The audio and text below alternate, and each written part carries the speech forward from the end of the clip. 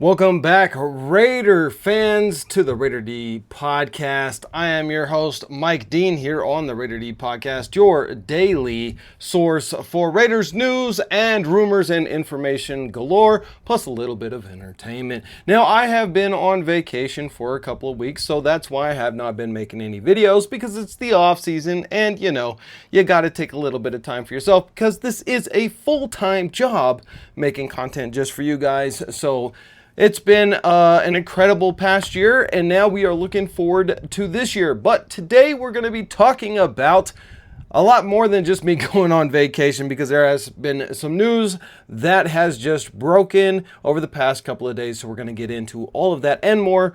And I do want to say thank you to today's sponsor, and that is Box House, my guy, Kevin Ross over there at Box House. You guys have heard me talk about him. If you need an ADU, if you're looking for a tiny home to put on a piece of property, you got to check out Box House. They are the best in the business. And I'm telling you right now, Kevin is an all-star when it comes to his customer service. He will take great care of you. Make sure you tell him that Raider D sent you. Now, let's get into the news, and that is that we have cut a quarterback off of the roster, and that is Carter Bradley. Yes, Gus Bradley's son has been officially waived, and this makes a roster space, and so there is a lot going on with the speculations out there that the Raiders are going to go ahead and bring somebody in on this roster. Who it's going to be, we're going to go over some of the top possibilities that the Raiders will bring in with over $32 million in cap space in this video. First, I want to say this. I don't think Carter Bradley was cut because Carter Bradley's not a decent quarterback. I think he's going to have a career in the NFL as a backup quarterback. I don't see anything from Carter Bradley that tells me standout QB. I don't think that he is a starting level QB. Now, he could progress and grow into that position in his career, but it will most likely not be with the Las Vegas Raiders. That being said, now we have a roster opening for somebody to come and join the Raiders. So we're going to go over a few of the targets that the Raiders could go after. One of them is defensive backs, and there's been a lot of talk about Justin Simmons. There's been some talk about Quandre Diggs, Mike Hilton, Julian Blackmon, and Jordan Whitehead. I think all of these are good possibilities, and we'll get into each one as to why they're a good possibility.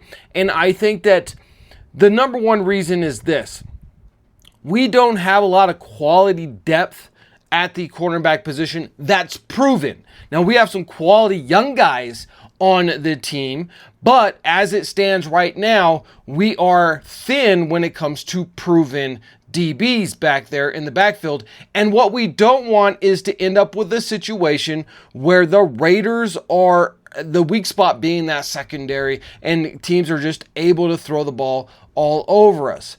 So I think that in the short term, the Raiders go ahead and bring one of these guys in, because it's going to help bolster the competition for that cornerback room and the DBs as a whole.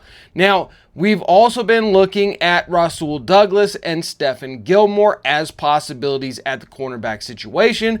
So we're looking at safeties, we're looking at corners, and we've got to really make a decision here. But I think the strongest move that the Raiders are going to make is probably going to be on that defensive line, if in fact Christian Wilkins is out for the season or a majority of it. You've got to have some more depth there. And so Jadeveon Clowney and Jonathan Bullard are both really good options for the Raiders to go and sign a one-year deal and bring them in. Now, that's not the only guys that could be brought in. We're looking at Keenan Allen. Also, he's still out there. He's available. He is a proven Pro Bowl caliber wide receiver, but he is long in the tooth. Now, here's the situation with the wide receiver room. We have to take a look at our starting core. Number one is obviously going to be probably the most underrated wide receiver out there, and that's Jacoby Myers. Then we've got Trey Tucker, who has yet to prove that he is going to be that dude. Now, we do have another guy who is 6'2" and runs a 4.340 on his pro day and at the combine. And listen, again, we're looking at Dante Thornton Jr., who is a rookie. He's not proven. So would it behoove the Raiders to go out and grab somebody who is a proven winner, who can come in there and give that veteran presence to the Raiders? I think it's a good idea if you can get him on a 1-year cheap contract, which I think is very doable. Now, another thing that I want to talk about also is that ESPN has went out on a limb and they have given some big honors, some really big ups to the best tight end in football right now, and that is the tight end Brock Bowers for the Las Vegas Raiders. They have ranked him the number 1 tight end in the NFL going into this season. And I think it really shows a lot of confidence because of what he was able to do with subpar quarterback play last year. You go and throw in a Geno Smith now, who's going to be a much more reliable, much more consistent quarterback to be able to get him the ball. It makes sense. He is the best tight end already in the NFL. So that's a big ups. Finally, the Raiders are getting a little bit of respect. Now, here's what I want you to do, Raider Nation. With all of the names that we've gone over, I want you to tell me down in the comments, who should the Raiders go and get? Because we have a roster open and we have $32 million.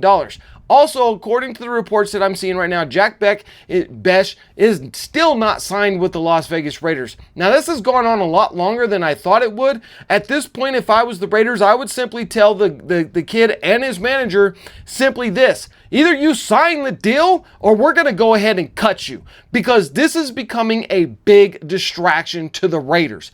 Show up for training camp. By the end of training camp, if you're not signed to a deal that we have given you, which is a very good deal for a 2nd-round draft pick, we're going to go ahead and just eat it, or we'll trade you away to somebody else, right? Because we have got to put our foot down at some point and say, listen, you cannot become a distraction to this team when you are a rookie 2nd-round draft pick. And remember, a lot of people were saying he is a 3rd-round caliber wide receiver, that the Raiders may have drafted him high to begin with.